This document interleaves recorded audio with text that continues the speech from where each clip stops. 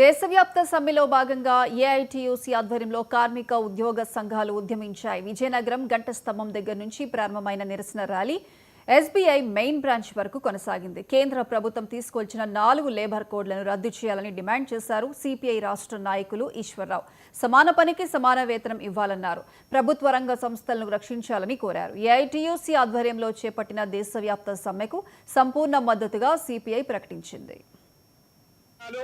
యువజన విద్యార్థి సంఘాలంతా కూడా దేశవ్యాప్తంగా ముక్త కంఠంతో ఏకోన్ముఖంగా ఈ దేశాన్ని కార్పొరేట్ కంపెనీలకు అమ్మకానికి పెట్టద్దు, కార్మిక వ్యతిరేక చట్టాలను అమలు చేయొద్దు, 4 లేబర్ కోడ్లను తీసుకొని వచ్చి సంపద సృష్టించేటువంటి కార్మిక వర్గం యొక్క కడుపులు కొట్టొద్దని చెప్పి డిమాండ్ చేస్తూ కోట్లాది మంది కార్మిక వర్గం ఆకాశంలో విమానాన్ని నడిపేటువంటి ఆ కార్మికుడు మొదలుకొని ఇక్కడ భూమిపైన రిక్షా రొక్కే కార్మికుడు వరకు ఏకమై ఈ దేశ ప్రభుత్వానికి విజ్ఞప్తి చేస్తా ఉంది.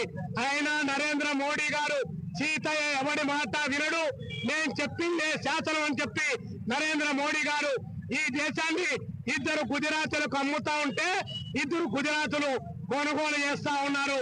ఆ పద్ధతి విజయనగరంలో కార్మిక సంఘాలు